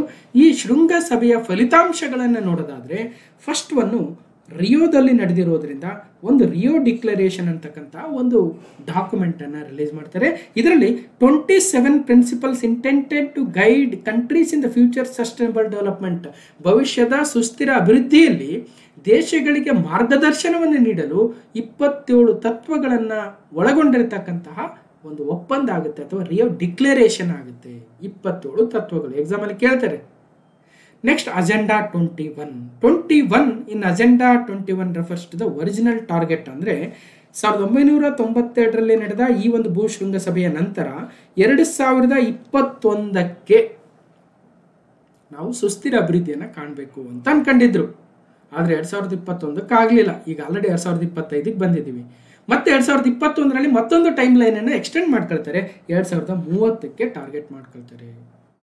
ಹೀಗೆ ರಿಯೋ ಡಿಕ್ಲರೇಷನ್ ಆಯಿತು, ಅಜೆಂಡಾ 21 ಆಯಿತು. ಅಂದರೆ ಏನೇನು ಅಜೆಂಡಾ ಹಾಕ್ಕೊಂಡಿದ್ರು. ನೆಕ್ಸ್ಟ್ ಫಾರೆಸ್ಟ್ ಪ್ರಿನ್ಸಿಪಲ್ಸ್ ಅಂತ ಬರುತ್ತೆ. ಅರಣ್ಯಗಳ ಸಂರಕ್ಷಣೆ ಮತ್ತು ಸುಸ್ಥಿರ ಅಭಿವೃದ್ಧಿಗಾಗಿ ಕೈಗೊಳ್ಳಬೇಕಾದ ಕ್ರಮಗಳು ಅಂತ 15 ಮೇಜರ್ ಪ್ರಿನ್ಸಿಪಲ್ಸ್ ಅನ್ನ ಕೊಡ್ತಾರೆ. ಹೀಗೆ ಒಂದು Rio declaration, agenda 21, forest principles ನಂತರ 3 ಕನ್ವೆನ್ಷನ್ಗಳು ಬರ್ತವೆ. ಅದರಲ್ಲೇ ಕನ್ವೆನ್ಷನ್ ಆನ್ ಬಯೋಲಾಜಿಕಲ್ ಡೈವರ್ಸಿಟಿ ಅಥವಾ CBD ಅಂತೀವಿ. ಇದು ಜೀವ ವೈವಿಧ್ಯತೆಗಾಗಿ. ಎರಡನೇದು UN framework convention on climate change, ಹವಾಮಾನ ಬದಲಾವಣೆಗಾಗಿ UNFCCC. ಮೂರನೇದು United Nations convention to combat the desertification, ಮರುಭೂಮೀಕರಣವನ್ನು ತಡೆಯೋದಕ್ಕಾಗಿ. ಹೀಗೆ ಜೀವ ವೈವಿಧ್ಯದ ಸಂರಕ್ಷಣೆಗಾಗಿ CBD, ಹವಾಮಾನ ಬದಲಾವಣೆಯನ್ನು ತಡೆಯುವುದಕ್ಕಾಗಿ UNFCCC, ಮರುಭೂಮೀಕರಣವನ್ನು ನಿಯಂತ್ರಣ ಮಾಡೋದಕ್ಕಾಗಿ UNCCD ಅನ್ನು ತರಲಾಗುತ್ತೆ. ಈ 3 ಕನ್ವೆನ್ಷನ್ಗಳೇನಿದ್ದಾವೆ ಆ 3 ಕನ್ವೆನ್ಷನ್ಗಳಿಗೆ ಹಲವಾರು ದೇಶಗಳು ಸಹಿಯನ್ನು ಹಾಕ್ತವೆ. ಆ ಒಂದು ಕನ್ವೆನ್ಷನ್ ಅಲ್ಲಿ ತಂದಿರತಕ್ಕಂತಹ ಹಲವಾರು ನೀತಿ ನಿಯಮಗಳನ್ನು ತಮ್ಮ ದೇಶಗಳಲ್ಲಿ ಅಳವಡಿಸಿಕೊಳ್ಳುವ ಮೂಲಕ ಆ ಒಂದು ಕನ್ವೆನ್ಷನ್ಗೆ ಬದ್ಧರಾಗಿರ್ತಾರೆ ಮತ್ತು ಆ ಕನ್ವೆನ್ಷನ್ಗಳ ಒಂದು ಮೀಟಿಂಗನ್ನು ಪ್ರತಿ ವರ್ಷ ನಡೆಸ್ತಾರೆ. ಅದೇ ಮೀಟಿಂಗನ್ನು ನಾವು COP ಅಂತ ಕರಿತೀವಿ, ಕಾನ್ಫರೆನ್ಸ್ ಆಫ್ ದ ಪಾರ್ಟೀಸ್, ಒಪ್ಪಂದದ ಪಕ್ಷಗಳ ಸಮ್ಮೇಳನ. ಅಂತಹ 30ನೇ ಒಪ್ಪಂದದ ಪಕ್ಷಗಳ ಸಮ್ಮೇಳನ UNFCCC, ಇದು united framework convention on climate change 30ನೇ ಒಪ್ಪಂದದ ಸಮ್ಮೇಳನ. CBDದೇ ಬೇರೆ ಸಮ್ಮೇಳನ ಇರುತ್ತೆ, UNCCDದೇ ಬೇರೆ ಸಮ್ಮೇಳನ ಇರುತ್ತೆ, ರಾಮ್ಸರ್ ಕನ್ವೆನ್ಷನ್ದೇ ಬೇರೆ ಸಮ್ಮೇಳನ ಇರುತ್ತೆ, ಇನ್ನೊಂದು ಯಾವುದೋ ಸೈಟ್ಸ್ದೇ ಬೇರೆ ಸಮ್ಮೇಳನ ಇರುತ್ತೆ. ಹಾಗಾಗಿ ನಾವಿವತ್ತೇನು ಮಾತಾಡ್ತಾ ಇದ್ದೀವಿ, UNFCCC United framework convention on climate change will hold A 30th conference of parties. ನೋಡಿ, ಆ UNFCCC ಒಪ್ಪಂದ ಏನಿದೆ ಇದಕ್ಕೆ 172 ದೇಶಗಳು ಭಾಗವಹಿಸಿದಾರೇನು, ಅವರೆಲ್ಲರೂ ಸೇರಿ ಪ್ರತಿ ವರ್ಷ ಒಂದು ಕಡೆ ಮೀಟಿಂಗ್ ಮಾಡ್ತಾರೆ. ನಾವು ಹಿಂದೆ ಕೈಗೊಂಡಿರ್ತಕ್ಕಂಥ ಕ್ರಮಗಳೇನಿದಾವೆ, ಹವಾಮಾನ ಬದಲಾವಣೆಗೆ ಭಾರತ ಏನು ಹೇಳಿತ್ತು, ಪಾಕಿಸ್ತಾನ ಏನು ಹೇಳಿತ್ತು, ಚೀನಾ ಏನು ಹೇಳಿತ್ತು, ಅಮೆರಿಕ ಏನು ಹೇಳಿತ್ತು, ಎಲ್ಲ ದೇಶಗಳು ಏನೇನು ಹೇಳಿದಿರಿ ಅಂತ. ಇವತ್ತು ಅಮೆರಿಕ ಇಲ್ಲ, ಅಮೆರಿಕ ಇವತ್ತು ಹೊರಗೆ ಬಂದಿದೆ, ಅದು ಬೇರೆ ವಿಚಾರ. ಸೊ ಅಂತಹ ಒಂದು ಒಪ್ಪಂದದ ಪಕ್ಷಗಳ ಸಮ್ಮೇಳನವನ್ನು ಎಲ್ಲಿ ನಡೆಸ್ತಾ ಇದ್ದಾರೆ ಅಂದರೆ ಬ್ರೆಜಿಲ್ನ ಬಂದರು ನಗರ ಬೆಲೆಮಲ್ಲಿ ಇದೇ ನವೆಂಬರಲ್ಲಿ ನಡೆಯಿದೆ. ಅದು 30ನೇ ಸಮ್ಮೇಳನ. ಅರ್ಥ ಆಯ್ತು ಅನ್ಕೊಳ್ತೇನೆ. ಓಕೆ, ಸೊ ಬನ್ನಿ. ಇಲ್ಲದೆ ಹೋದರೆ ಬೇರೆ ಕಡೆ ಬಹಳಷ್ಟು ಮಾತಾಡಿದೆ. ನೀವು ಎನ್ವಿರಾನ್ಮೆಂಟ್ ಆ್ಯಂಡ್ ಎಕಾಲಜಿ ಅನ್ನೋ ಒಂದು ಪ್ಲೇ ಲಿಸ್ಟ್ ಇದೆ, ಅದರಲ್ಲಿ ಹಲವಾರು ಡೆಡಿಕೇಟೆಡ್ ವಿಡಿಯೋಸ್ ಇದ್ದಾವೆ, ಕ್ವಶನ್ ಪೇಪರ್ ಸಾಲ್ವ್ ಮಾಡಿರ್ತಕ್ಕಂಥ ವಿಡಿಯೋಸ್ ಇದ್ದಾವೆ. ಸ್ವಲ್ಪ ಪುರುಸತ್ ಇಟ್ಕೊಂಡು ನೋಡಿದರೆ ಸಾಕಷ್ಟು ನಾಲೆಜ್ ಬರೋದಂತೂ ಪಕ್ಕ ಅಂತ ಹೇಳ್ತಾ, COP 30 to focus on known solutions says its president. ಏನು ಹೇಳ್ತಾ ಇದ್ದಾರೆ, ಈಗ ಆಲ್ರೆಡಿ ಏನು ಸೊಲ್ಯೂಷನ್ಸ್ ಇದಾವಲ್ಲ ಅದ್ರ ಬಗ್ಗೆನೇ ಮಾತಾಡೋಣ, ಸುಮ್ಮನೆ ದೊಡ್ಡದಾಗಿ ಏನೇನೋ ಪ್ಲಾನ್ ಹಾಕೋದು ಬೇಡ ಅಂತ ಈ ಸಲ ಫಿಕ್ಸ್ ಆಗಿದ್ದಾರೆ. Instead of big ticket announcements for the forthcoming edition of the UN climate summit is expected to focus on well-known solutions. With the host country Brazil is moving to clear the negotiations ಅಂತ ಹೇಳಿದ್ದಾರೆ. So ಒಟ್ಟಿನಲ್ಲಿ ಈಗ America ಈ ಒಂದು UNFCCC ಇಂದ Paris agreement ಇಂದ ಹೊರಗೆ ಬಂದಿರೋದ್ರಿಂದ ಏನಾಗುತ್ತೆ ಬಹಳ ಕುತೂಹಲ ಇದೆ, ನೋಡೋಣ.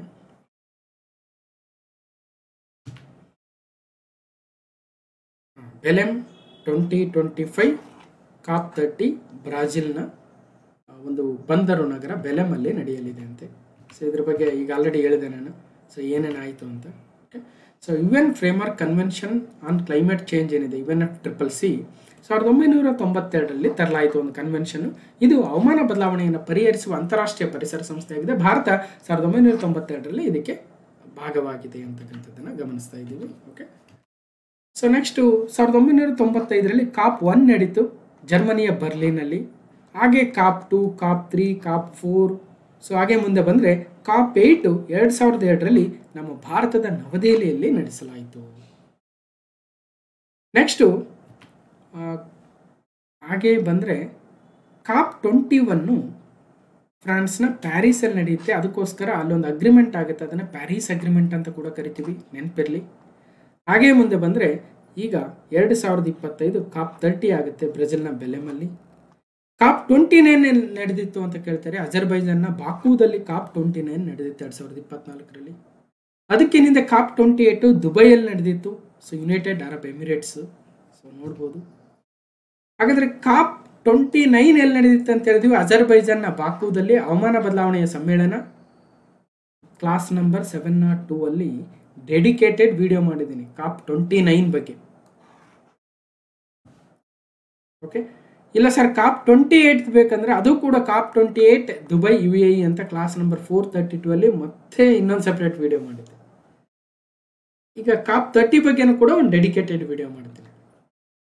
ಅರ್ಥ ಮಾಡ್ಕೊಂಡ್ರೆ ಅಂದರೆ ಹಂತ ಹಂತವಾಗಿ ಎಲ್ಲ ನೋಡ್ತಾ ಕೇಳ್ತಾ ಬಂದಾಗ ಹಲವಾರು ವಿಚಾರಗಳು ನಮಗೆ ಮನನ ಆಗ್ತಾ ಹೋಗ್ತವೆ. ಒಂದೇ ಸಲಕ್ಕೆ ಒಂದಿನ ಓದ್ಬಿಟ್ರೆ ಮುಗಿತಪ್ಪ ನನಗೆಲ್ಲ ನೆನಪಿರುತ್ತೆ ಅನ್ನೋದಕ್ಕೆ ಯಾರ ಕೈಲೂ ಸಾಧ್ಯ ಇಲ್ಲ. ಸಾಧ್ಯ ಇಲ್ರಿ, ನಾವು ಮನುಷ್ಯರದೀವಿ. ಓಕೆ, ಕ್ವಶನ್ ನಂಬರ್ 2 ಹೋಗೋಣ. 2023 ಇತ್ತೀಚಿನ ಮಾದರಿ ನೋಂದಣಿ ಸಮೀಕ್ಷೆಯ ಅಂಕಿಅಂಶಗಳ ವರದಿಯ ಪ್ರಕಾರ ದೇಶದ ಒಟ್ಟು ಫಲವತ್ತತೆ ದರ ಅಥವಾ ಒಟ್ಟು ಫಲವಂತಿಕೆ ದರ ಅಂತ ಕರಿಬೋದು, ಟೋಟಲ್ ಫರ್ಟಿಲಿಟಿ ರೇಟ್ ಅಂತ ಕರಿತೀವಿ, 2 ವರ್ಷಗಳಲ್ಲಿ ಮೊದಲ ಬಾರಿಗೆ 2023 1.9ಕ್ಕೆ ಇಳಿದಿದೆ. ಇಡೀ ದೇಶದ್ದು total fertility rate. Total fertility rate ಅಂದ್ರೆ ಏನು? ಟೋಟಲ್ ಫರ್ಟಿಲಿಟಿ ರೇಟ್ ಅಥವಾ TFR ರೇಟ್ ಅಂತ ಕರಿತೀವಿ, ಅಥವಾ ಕನ್ನಡದಲ್ಲಿ ಒಟ್ಟು ಫಲವಂತಿಕೆ ದರ.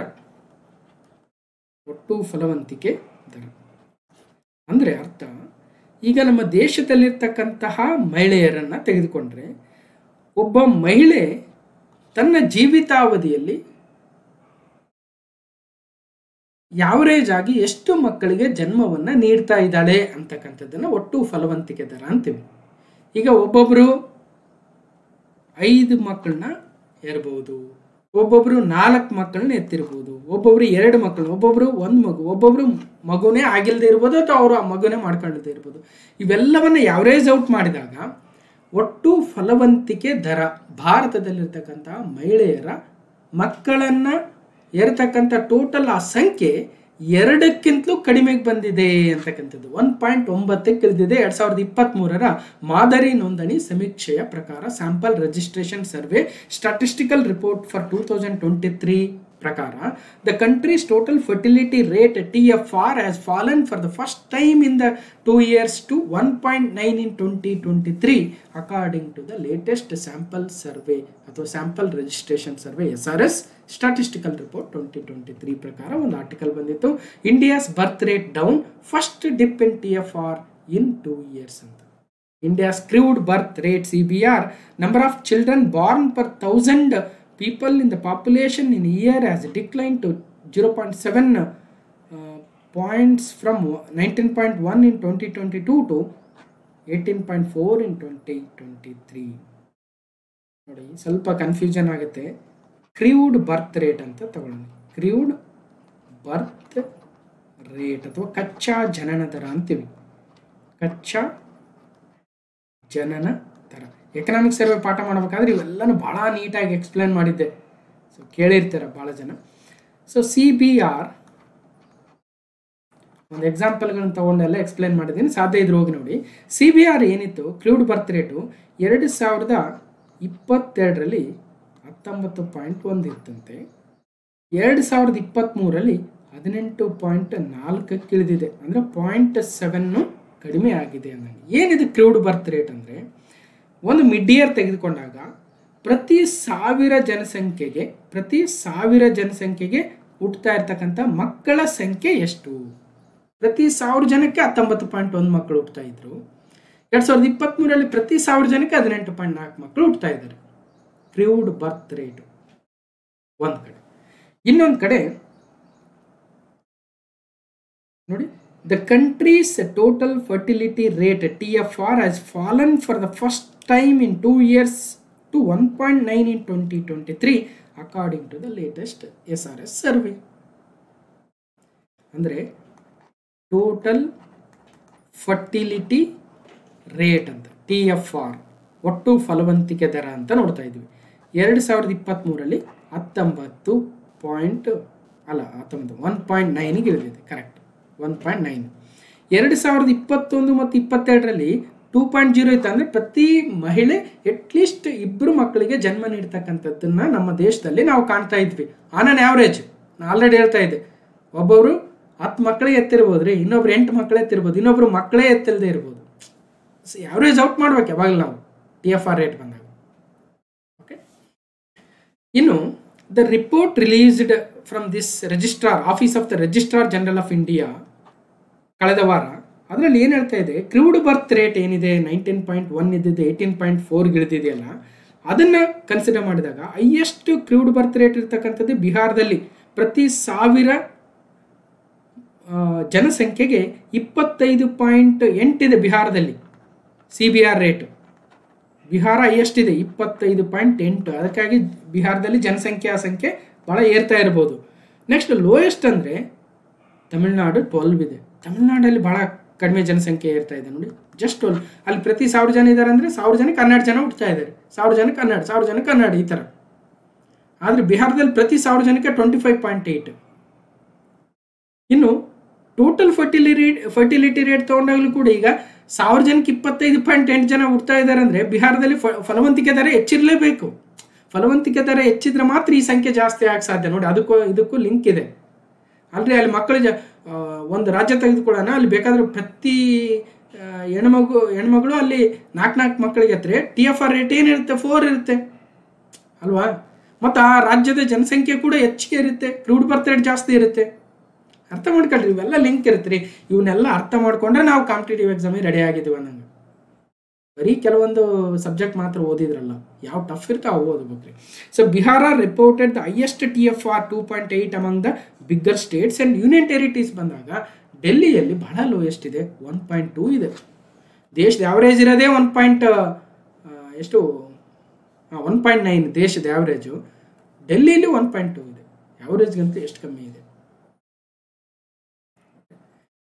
ಇದ್ರ PDF ಕೊಡ್ತೀನಿ, ಇನ್ನೂ ಸ್ವಲ್ಪ ನೀವೇ ಓದ್ಕೊಳ್ರಿ. ಈಗ ಸದ್ಯಕ್ಕಂತ ಇಷ್ಟು ಹೇಳಿದ್ದೀನಿ. Total fertility rate and the birth rate ನೋಡ್ಬೋದು. ಓಕೆ,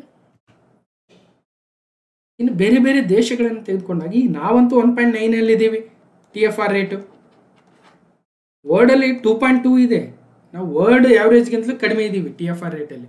ಅಂದರೆ ಪ್ರತಿ ನಮ್ಮ ಇಂಡಿಯಾ, ಅಮೇರಿಕಾ, ಚೀನಾ, ಜಪಾನ್ ಇವೆಲ್ಲ ದೇಶಗಳು, Asia, Africa, south America, north America, Europe, Australia ಎಲ್ಲ ಖಂಡಗಳ ಎಲ್ಲ ದೇಶಗಳನ್ನು ಕನ್ಸಿಡರ್ ಮಾಡಿದಾಗ ಮಹಿಳೆಯರ ಒಟ್ಟು ಫಲವಂತಿಕೆ ದರ 2.2 ಇದೆ. ಅದೇ ಸೌತ್ ಕೊರಿಯಾ ತೆಗೆದುಕೊಳ್ಳಿ, ಜಸ್ಟ್ 0.8. ಅಂದರೆ ಒಬ್ರಿಗೆ ಒಂದು ಮಗು ಸಹಿತ ಅಲ್ಲಿ ಮಾಡ್ಕೊಳ್ತಾ ಇಲ್ಲ ಅಂದಂಗೆ ಆಯಿತು. ಚೀನಾದಲ್ಲಿ 1.0 ಫಿಕ್ಸ್ ಆಗಿದೆ, ಯಾಕಂದರೆ ಅಲ್ಲಿ ರೂಲ್ಸೇ ಇತ್ತು, ಹಾಗಾಗಿ ಅಲ್ಲಿ ಸಾರ್ಟ್ ಔಟ್ ಆಗಿಬಿಟ್ಟಿದೆ. ಒಬ್ರಿಗೆ ಒಂದು ಮಗು ಅಂದಕ್ಕೆ ಸೊ ಹೆಣ್ಮಗಳು ಒಂದೇ ಮಗುವನ್ನು ಇರ್ತಕ್ಕಂಥದ್ದು ನೋಡ್ತಾ ಇದ್ದೀವಿ. ಯಾರೋ ಒಬ್ಬರಿಗೆ ಮಕ್ಕಳಾಗಿಲ್ಲ ಅಂದರೆ ಇನ್ನೊಬ್ರು ಯಾರೋ 2 ಮಕ್ಕಳನ್ನ ಎತ್ತಿದ್ದಾರೆ ಅಂದರೆ ಅಲ್ಲಿ ಆವ್ರೇಜ್ ಔಟ್ ಆಗೋಯ್ತು. Japan 1.2, Russia 1.5, US 1.6. ಸೊ ನಮ್ಗಿಂತ ಜಾಸ್ತಿ ಬಾಂಗ್ಲಾದೇಶ, ಪಾಕಿಸ್ತಾನದಲ್ಲಿ 3.5 ಇದೆ. ಗಮನಿಸಿ, ಒಬ್ಬ ಮಹಿಳೆ ಮಿನಿಮಮ್ 3-4 ಮಕ್ಕಳಿಗೆ ಅಲ್ಲಿ ಜನ್ಮವನ್ನು ನೀಡ್ತಾ ಇರ್ತಕ್ಕಂಥದ್ದನ್ನು ಕಾಣ್ತಾ ಇದ್ದೀವಿ. ಇನ್ನು different population in different age ಅಂತ ತೆಗೆದುಕೊಂಡಾಗ ಈಗ 0 to 14 ಇಂಡಿಯಾದಲ್ಲಿ 24% ಪಾಪ್ಯುಲೇಷನ್ ಇದೆ. 10 to 19 17% ಪಾಪ್ಯುಲೇಷನ್ ಇದೆ. So 10 to 24 26%.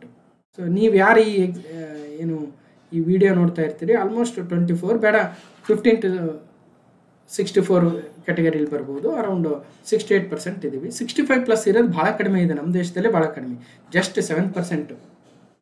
ಹಾಗಾಗಿ ಇಂಡಿಯಾವನ್ನು ಯಂಗ್ ಇಂಡಿಯಾ ಅಂತ ಕರಿತೀವಿ. ಅಂದರೆ ಪಾಪ್ಯುಲೇಷನ್, ಯಂಗ್ ಪಾಪ್ಯುಲೇಷನ್, ದುಡಿತಕ್ಕಂಥ ಪಾಪ್ಯುಲೇಷನ್ ಭಾಳ ಇದೆ ನಮ್ಮ ದೇಶದಲ್ಲಿ.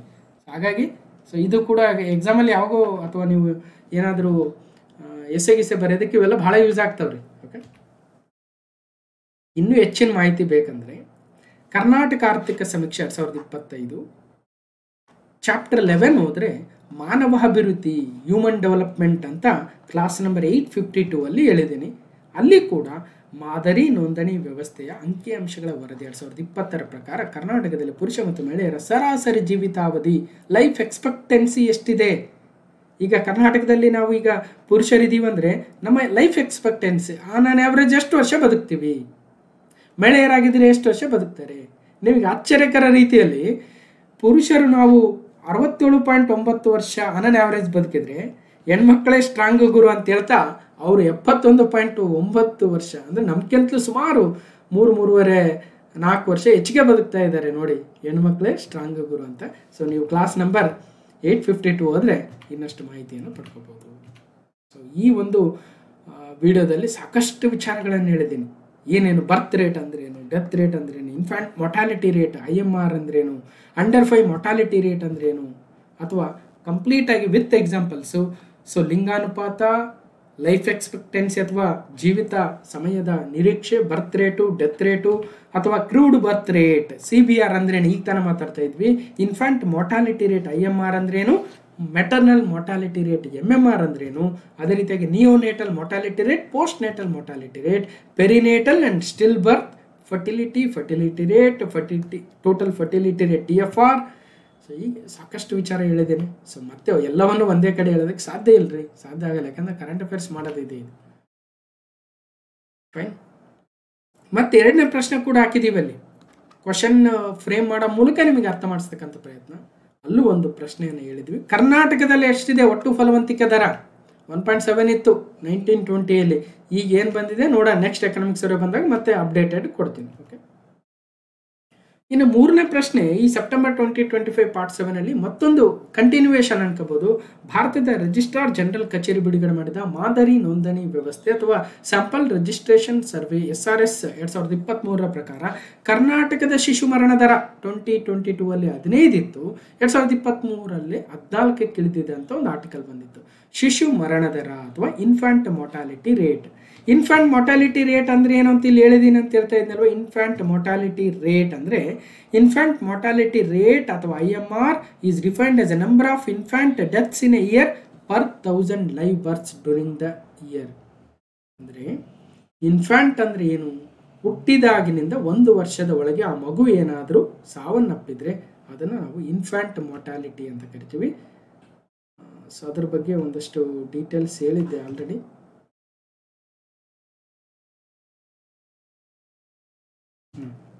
ಸೊ ಇಲ್ಲಿ ನೋಡಿ, ಆಲ್ರೆಡಿ ಇಲ್ಲೇ ಹೇಳಿದ್ವಿ.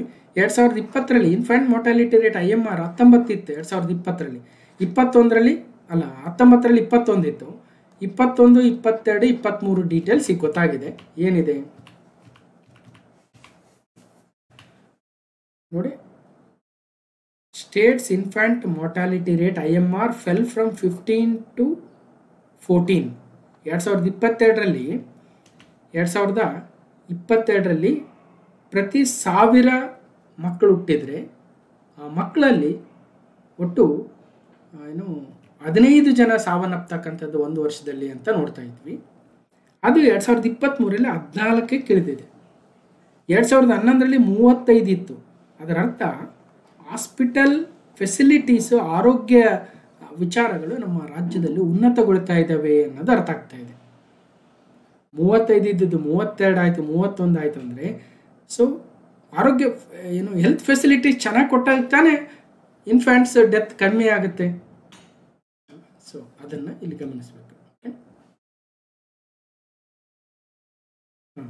IMR is defined as infant deaths per 1000 live births in a given time period for a given reason less than 1 year. ಅಂದರೆ ಹುಟ್ಟಿದ ಮಗು 1 ವರ್ಷದ ಒಳಗಡೆ ಸಾವನ್ನಪ್ಪಿದ್ರೆ ಅದನ್ನು IMR ಅಂತ ಕರಿತೀವಿ, ಇನ್ಫ್ಯಾಂಟ್ ಮೊಟಾಲಿಟಿ ರೇಟ್.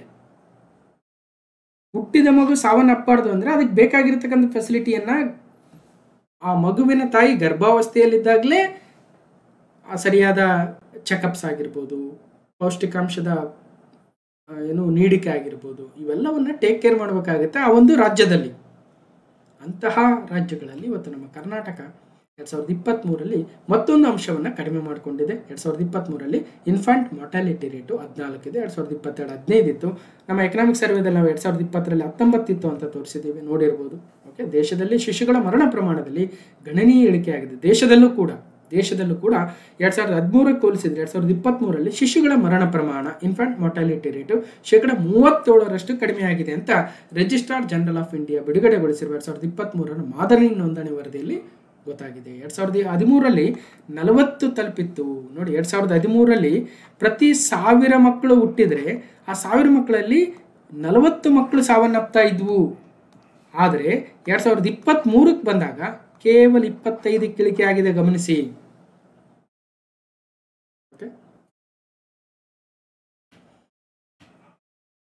ನೋಡಿ, ಮತ್ತಷ್ಟು ಡೀಟೇಲ್ಸ್ ಇದೆ. ಓಕೆ.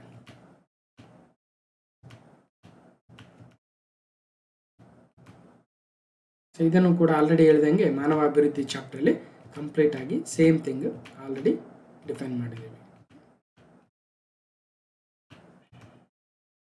ಇನ್ನು ಕ್ವಶನ್ ನಂಬರ್ 4, ರಿಷಬ್ ಯಾದವ್, ಅಮನ್ ಸೈನಿ, ಪ್ರಥಮೇಶ್ ಫೂ ಇವರು ಯಾವ ಕ್ರೀಡೆಗೆ ಸಂಬಂಧಿಸಿದ್ದಾರೆ? ಇತ್ತೀಚೆಗೆ ಸುದ್ದಿಯಲ್ಲಿದ್ದಾರಲ್ವಾ, ಇವರು ಆರ್ಚರಿ ಅಥವಾ ಬಿಲ್ಲುಗಾರಿಕೆಗೆ ಸಂಬಂಧಿಸಿದ್ದಾರೆ. ಯಾಕೆ ಸುದ್ದಿಯಲ್ಲಿದ್ದಾರೆ? ಹೀಗೆ ರಿಷಬ್ ಯಾದವ್, ಅಮನ್ ಸೈನಿ, ಪ್ರಥಮೇಶ್ ಫೂ ಅವರನ್ನು ಒಳಗೊಂಡಿರತಕ್ಕಂತಹ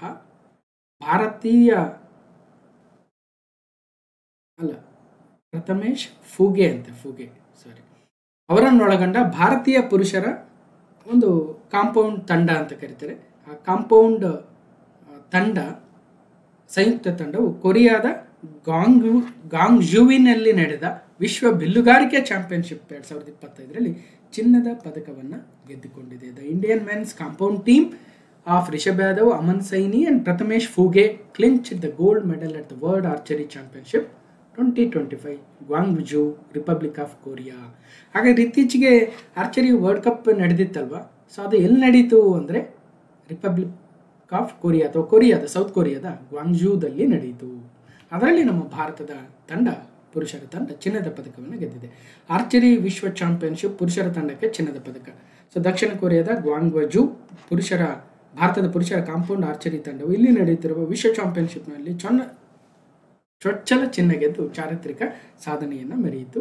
ಅದೇ ಮಹಿಳೆಯರು ಯಾಕೋ ಪದಕ ಗೆಲ್ಲಲು ವಿಫಲರಾದರಂತೆ. ಸೊ ನೋಡ್ಬೋದು, Rishabh Yadav, Aman Saini, Prathamesh Fuge so gold medal ಅನ್ನು ಗೆದ್ದರು.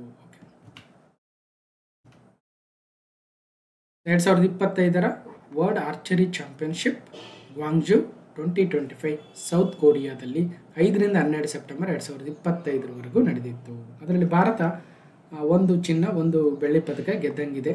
ಇದೇನು ಕಂಪ್ಲೀಟ್ ಟೇಬಲ್ಲು ಅಥವಾ ನೋಡೋಣ. ಸೊ ಮೋಸ್ಟ್ಲಿ ಏನಾಗುತ್ತೆ, 2 ಪದಕ ಅಂತೂ ಭಾರತ ಗೆದ್ದಿದೆ. ಹಾಗಾದರೆ ರಿಪಬ್ಲಿಕ್ ಆಫ್ ಕೊರಿಯಾ, ಸಿಯೋಲ್ ಅದರ ರಾಜಧಾನಿ ಆಗುತ್ತೆ. ಓಕೆ, ಮತ್ತು ಕೊರಿಯನ್ ರಿಪಬ್ಲಿಕ್ 1 ಅವರ ಕರೆನ್ಸಿ ಆಗುತ್ತೆ KRW. ಅದರ ವರ್ಲ್ಡ್ ಮ್ಯಾಪನ್ನು ನೋಡೋದಾದರೆ ಇದು ದಕ್ಷಿಣ ಕೊರಿಯಾ, ಮೇಲೆ ಉತ್ತರ ಕೊರಿಯಾ ಬರುತ್ತೆ, ನಾರ್ತ್ ಕೊರಿಯಾ. ದಕ್ಷಿಣ ಕೊರಿಯಾದ ರಾಜಧಾನಿ ಸಿಯೋಲ್ ಇಲ್ಲಿದೆ ನೋಡ್ಬೋದು. ಓಕೆ, ಗ್ವಾಂಗ್ಜೂ ಇಲ್ಲಿದೆ ನೋಡಿ.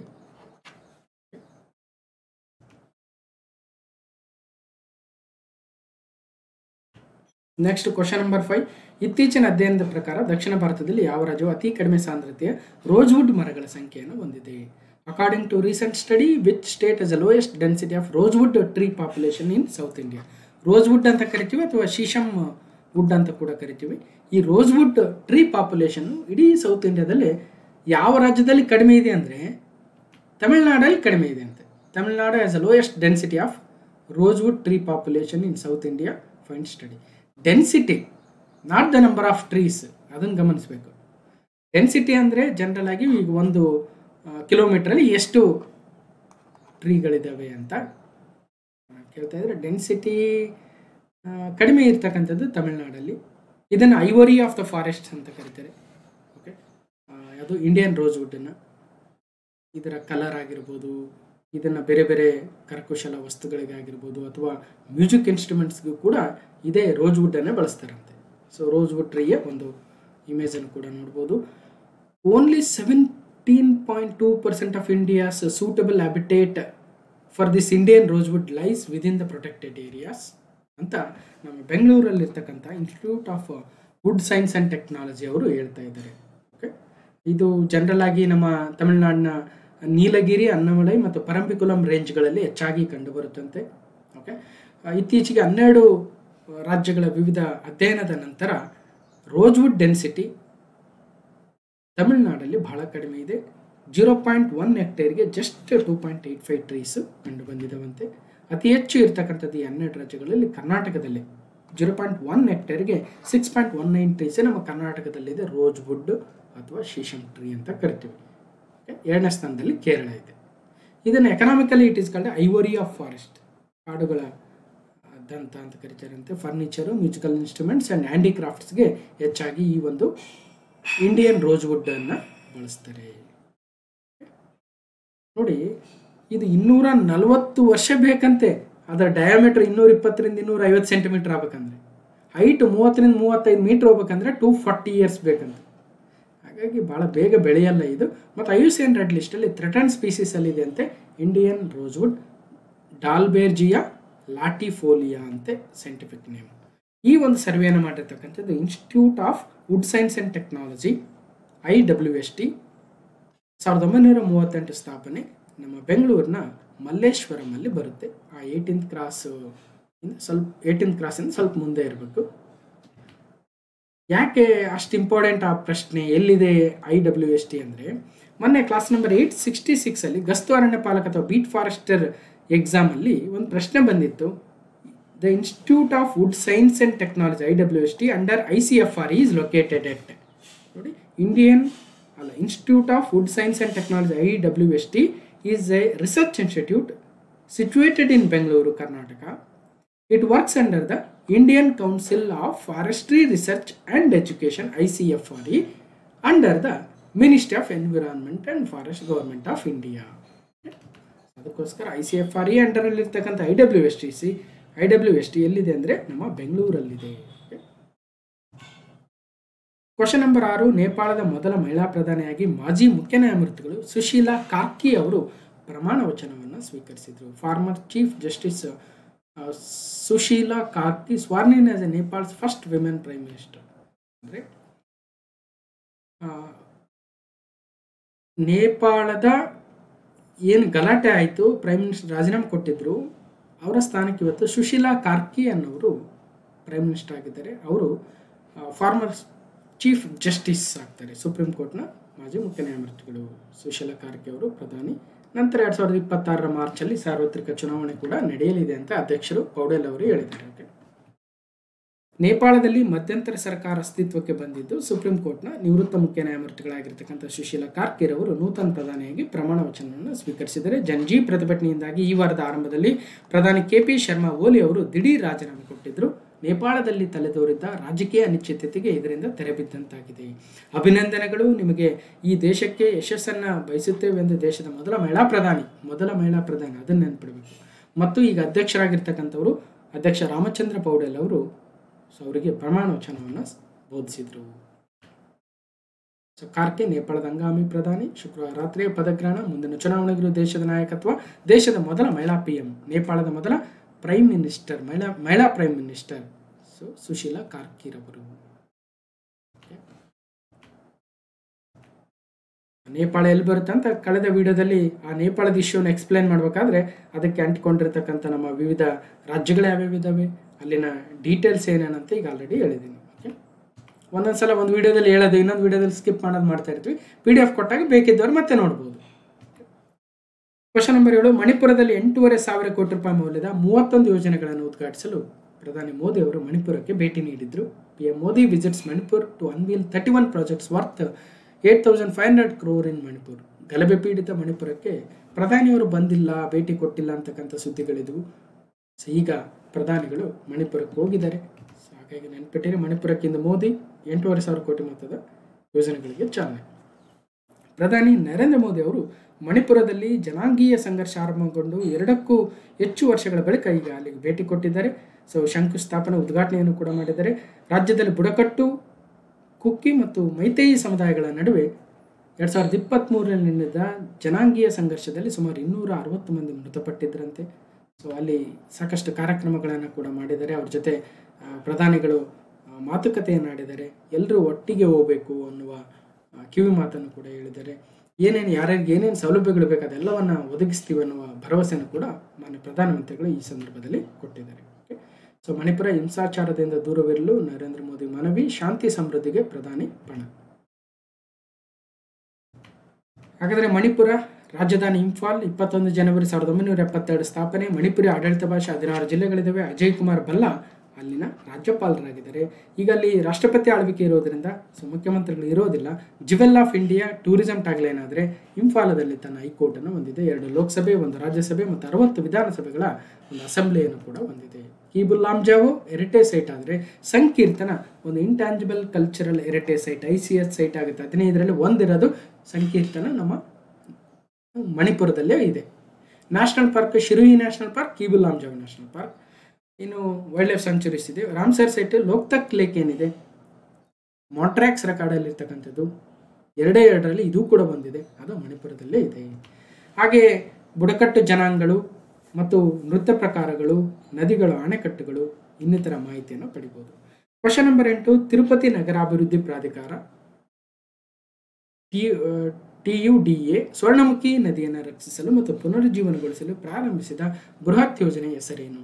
What is the name of the massive plan launched by the Tirupati urban development authority TUDA to rescue and rejuvenate the Swarnamukhi river? ಅಂದರೆ ಆಪರೇಷನ್ ಸ್ವರ್ಣ ಆಗುತ್ತೆ. ಆಪರೇಷನ್ ಸ್ವರ್ಣ ಏನಿದು ಪ್ಲಾನ್ ಅಂದರೆ, ಈ ಒಂದು ಸ್ವರ್ಣಮುಖಿ ರಿವರ್ ಏನಿದೆ ಅದು ತಿರುಪತಿಯ ಮೂಲಕ ಮುಂದೆ ಕಾಳಹಸ್ತಿಯ ಮೂಲಕ ಹೋಗಿ ಬಂಗಾಳ ಕೊಲ್ಲಿಯನ್ನು ಸೇರುತ್ತೆ.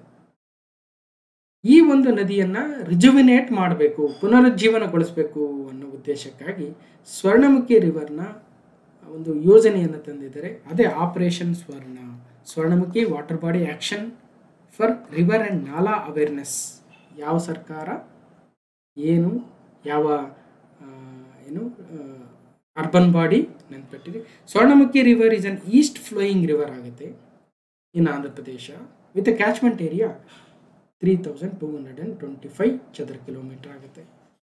ಇದು ಚಿತ್ತೂರು ಜಿಲ್ಲೆಯಲ್ಲಿ ಪಾಕಳ ಎನ್ನುವ ಹಳ್ಳಿಯಲ್ಲಿ ಉಗಮವಾಗಿ ಸುಮಾರು 300 ಮೀಟರ್ ಎತ್ತರದಲ್ಲಿ ಉಗಮವಾಗುತ್ತೆ. ಈಸ್ಟರ್ನ್ ಘಾಟ್ಸಲ್ಲಿ, ಪೂರ್ವ ಘಟ್ಟಗಳಲ್ಲಿ. ಅಲ್ಲಿಂದ 130 ಕಿಲೋಮೀಟರ್ ಹರಿದು ಬೇ ಆಫ್ ಬೆಂಗಾಲನ್ನು ಸೇರಿಕೊಳ್ಳುತ್ತೆ. ಹರಿಯುವ ಮುಂಚೆ ತಿರುಪತಿ ಬೆಟ್ಟಗಳ ಮೂಲಕ ಹರಿಯುತ್ತದೆ. ಸ್ವರ್ಣಮುಖಿ ನದಿ ಒಂದು ಸ್ವತಂತ್ರ ನದಿ ವ್ಯವಸ್ಥೆ. ಇದು ಹೋಗಿ ಇನ್ನೊಂದು ಯಾವುದೋ ನದಿಯನ್ನು ಸೇರೋದಲ್ಲ. ಇದೇ ಒಂದು ನದಿ ಉಗಮವಾಗಿ ತಾನೇ ಹೋಗಿ ನಮ್ಮ ಬಂಗಾಳ ಕೊಲ್ಲಿಯನ್ನು ಸೇರುತ್ತೆ. ಹಾಗಾಗಿ ಒಂದು ಸ್ವತಂತ್ರ ನದಿ ವ್ಯವಸ್ಥೆಯನ್ನು ಸ್ವರ್ಣಮುಖಿ ನದಿ ಹೊಂದಿದೆ. ಸೊ ಆಪರೇಷನ್ ಸ್ವರ್ಣ initiated by Tirupati urban development authority. So ಇದು ಸ್ವರ್ಣಮುಖಿ ನದಿ. ಸೊ ತಿರುಪತಿಯನ್ನು ಬಳಸ್ಕೊಂಡು ಮುಂದೆ ಹಾಗೆ ಚಿತ್ತೂರು ಜಿಲ್ಲೆಯಿಂದ ಶ್ರೀಕಾಳಹಸ್ತಿಯಿಂದ ಮುಂದೆ ಹಾಗೆ ಹೋಗಿ ಬಂಗಾಳ ಕೊಲ್ಲಿಯನ್ನು ಸೇರುತ್ತದೆ. ಓಕೆ, ಅದರ ರಿಜುವಿನೇಷನ್ಗಾಗಿ ಇವತ್ತು ಒಂದು ಯೋಜನೆಯನ್ನು ತಂದಿರತಕ್ಕಂಥದ್ದು. ಫೈನ್. ಕ್ವಶನ್ ನಂಬರ್ 9, ವಾಂಗ್ಚು ಜಲವಿದ್ಯುತ್ ಯೋಜನೆ ಯಾವ ದೇಶದಲ್ಲಿದೆ? Wangchu hydroelectric project is located in which country? Nepal, Myanmar, Bangladesh, Bhutan. ಅಂದರೆ ಸರಿಯಾದ ಉತ್ತರ ಭೂತಾನಲ್ಲಿ ಬರುತ್ತೆ ವಾಂಗ್ಚು ಜಲವಿದ್ಯುತ್ ಯೋಜನೆ. ಯಾರ್ಯಾರ ಮಧ್ಯೆ ಅಂದರೆ ಅದಾನಿ ಪವರ್ ಮಧ್ಯೆ ಮತ್ತು ಡ್ರಕ್ ಗ್ರೀನ್ ಪವರ್ ಅಂತ ಭೂತಾನದ ಒಂದು ಸ್ಟೇಟ್ ಏಜೆನ್ಸಿ ಆಗುತ್ತೆ. ಅವರಿಬ್ಬರ ಮಧ್ಯೆ ಒಂದು ಒಪ್ಪಂದ ಆಗಿದೆ. 570 megawatt hydro power project in Bhutan, Wangchu ನದಿಗೆ. Okay, build, own, operate, transfer. Build ಮಾಡಿ, ಓನ್ ಮಾಡಿ, ನಂತರ ಆಪರೇಟ್ ಮಾಡಿ, ನಂತರ ಟ್ರಾನ್ಸ್ಫರ್ ಮಾಡಿ ಅಂತ. ಈ ರೀತಿಯ ವಾಂಗ್ಚು ಹೈಡ್ರೋ ಎಲೆಕ್ಟ್ರಿಕ್ ಪ್ರಾಜೆಕ್ಟನ್ನು ಬೂಟ್ ಮಾಡೆಲಲ್ಲಿ ತಂದಿದ್ದಾರೆ. So Adani power and Druk green power, DGPC ಅಂತ ಕರಿತೀವಿ, ಭೂತಾನ್ದ ಸ್ಟೇಟ್ ಏಜೆನ್ಸಿ ಆಗುತ್ತೆ. ಸೊ 570 ಮೆಗಾವ್ಯಾಟ್ ವಾಂಗ್ಚು ಜಲವಿದ್ಯುತ್ ಯೋಜನೆ ನಿರ್ಮಿಸಲು ಅದಾನಿ ಪವರ್ ಮತ್ತು ಭೂತಾನ್ನ ಡ್ರಕ್ ಗ್ರೀನ್ ಪವರ್ ಜೊತೆ ಒಪ್ಪಂದಕ್ಕೆ ಸಹಿ ಹಾಕಿತು. ಮತ್ತು ಇದು ಏನು ವಾಂಗ್ಚು ನದಿ ಏನಿದೆ ನಮ್ಮ ಭಾರತದಲ್ಲಿ ಅದನ್ನು ರೈಡಾಕ್ ನದಿ ಅಂತ ಕರಿತೀವಂತೆ. ರೆಡಾಕ್ ನದಿ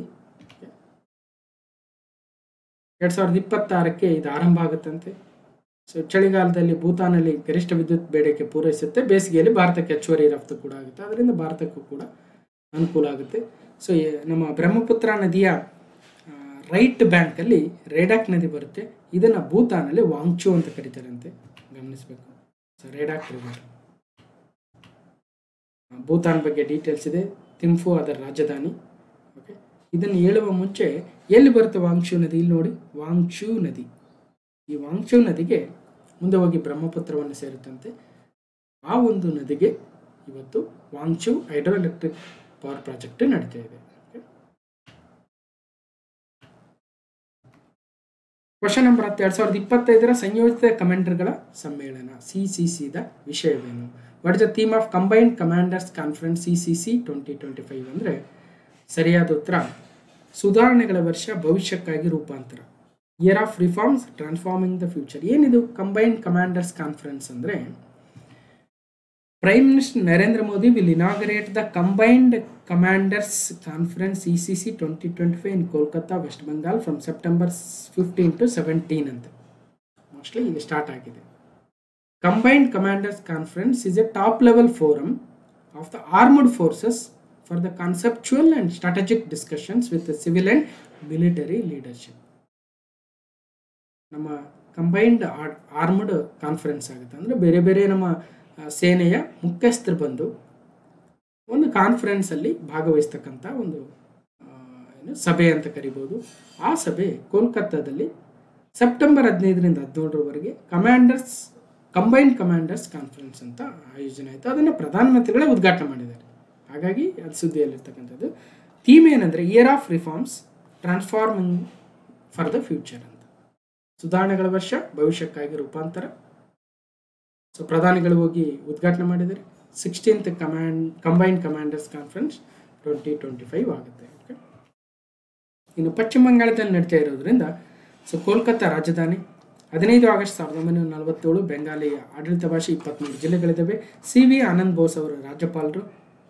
ಏನಾದರೂ ಚೇಂಜ್ ಆಗಿದ್ದಾರೆ ಒಂದ್ಸಲ ಚೆಕ್ ಮಾಡ್ಕೊಳ್ರಿ. ಮಮತಾ ಬ್ಯಾನರ್ಜಿ ಮುಖ್ಯಮಂತ್ರಿಗಳು. Experience the Bengal the sweetest part of India tourism tagline. ಕಲ್ಕತ್ತಾದಲ್ಲಿ ಹೈಕೋರ್ಟನ್ನು ಹೊಂದಿದೆ. 42 ಲೋಕಸಭೆ, 16 ರಾಜ್ಯಸಭೆ, 294 ವಿಧಾನಸಭೆಗಳುಳ್ಳ ಒಂದು ಅಸೆಂಬ್ಲಿಯನ್ನು ಹೊಂದಿದೆ. Heritage sites Sundarbans, Santiniketan, mountain railways of India ಒಂದು ಶೇಡ್ ಸೈಟ್ ಆಗುತ್ತೆ. ಮತ್ತು ಟೆಂಟೇಟಿವ್ ಲಿಸ್ಟಲ್ಲಿ ಭಾಳ ಇದ್ದಾವೆ. ICH ಸೈಟಲ್ಲಿ ದುರ್ಗಾ ಪೂಜೆ ವೆರಿ ಇಂಪಾರ್ಟೆಂಟು ಮತ್ತು ಚೌ ನೃತ್ಯ ಇವೆರಡು. 15 ICH ಸೈಟಲ್ಲಿ 2 ವೆಸ್ಟ್ ಬೆಂಗಾಲಿಂದ ಇದ್ದಾವೆ. ಒಂದು ದುರ್ಗಾ ಪೂಜೆ, ಇನ್ನೊಂದು ಚೌ ಡ್ಯಾನ್ಸ್ ಅಂತ. National parks Buxa, Gorumara, Jaldapara, Neora valley, Singalila, Sundarbans ವಿವಿಧ ನ್ಯಾಷನಲ್ ಪಾರ್ಕ್ಗಳಿದ್ದಾವೆ. ಟೈಗರ್ ರಿಸರ್ವ್ 2 ಇದ್ದಾವೆ, ಒಂದು ಸುಂದರ್ಬನ್ಸ್, ಇನ್ನೊಂದು ಬಕ್ಸಾ. ಹಾಗೆ ಬಯಸ್ಪರ್ ರಿಸರ್ವ್ ಸುಂದರ್ಬನ್ಸ್ ಇದೆ. Ramsar site East Kolkata wetland ಮತ್ತು ಸುಂದರ್ಬನ್ ಇದೆ. ಹಾಗಾಗಿ ನೋಡಿ, ಸುಂದರ್ಬನ್ಸು ಒಂದು, ರಾಮ್ಸರ್ ಸೈಟು ಹೌದು, ಒಂದು ಬಯಸ್ಪರ್ ರಿಸರ್ವ್ ಹೌದು, ಒಂದು ಟೈಗರ್ ರಿಸರ್ವ್ ಹೌದು, ಒಂದು ನ್ಯಾಷನಲ್ ಪಾರ್ಕ್ ಕೂಡ ಹೌದು. ಓಕೆ, ಗಮನಿಸಿ. ಇನ್ನು ಬೇರೆ ಬೇರೆ ನೃತ್ಯ ಪ್ರಕಾರಗಳು, ಬುಡಕಟ್ಟು ಜನಾಂಗಗಳಿದ್ದಾವೆ. ಓಕೆ, ನದಿಗಳು, ಅಣೆಕಟ್ಟುಗಳು, ಜಲಪಾತಗಳು, ಬೀಚ್ಗಳು ಕೂಡ ಇದ್ದಾವೆ. ಸೊ ಇಷ್ಟು ಒಟ್ಟಾರೆಯಾಗಿ ಕ್ಲಾಸ್ ನಂಬರ್ 911 ಮತ್ತು ಸೆಪ್ಟೆಂಬರ್ 2025 ಪಾರ್ಟ್ 7 ಇಂಪಾರ್ಟೆಂಟ್ ಆಗಿರ್ತಕ್ಕಂಥ ಕರೆಂಟ್ ಅಫೇರ್ಸ್ ಆಯಿತು. ಇದರ PDF ಅನ್ನು ಆದಷ್ಟು ಶೀಘ್ರದಲ್ಲಿ ಟೆಲಿಗ್ರಾಮಲ್ಲಿ ಶೇರ್ ಮಾಡ್ತೀನಿ ಅಂತ ಹೇಳ್ತಾ, ಸೊ ಅಲ್ಲಿಂದ ಪಡ್ಕೋಬೋದು. ಹೇಗೆ ಅನಿಸ್ತು ಅಂತ ಕಮೆಂಟ್ ಮೂಲಕ ತಿಳಿಸಿ. ಮತ್ತು ಈ ವಿಡಿಯೋಗೆ ಒಂದು ಲೈಕ್, ಶೇರ್, ಸಬ್ಸ್ಕ್ರೈಬ್ ಮಾಡ್ಕೊಳ್ಳಿ ಅಂತ ಹೇಳ್ತಾ, ಈ ವಿಡಿಯೋನ ಕಂಪ್ಲೀಟಾಗಿ ನೋಡಿರ್ತಕ್ಕಂಥ ಎಲ್ರಿಗೂ ಧನ್ಯವಾದಗಳು. ಮತ್ತು ಮುಂದಿನ ವಿಡಿಯೋದಲ್ಲಿ ಸಿಗ್ತಾನೆ ಅಂತ ಹೇಳ್ತಾ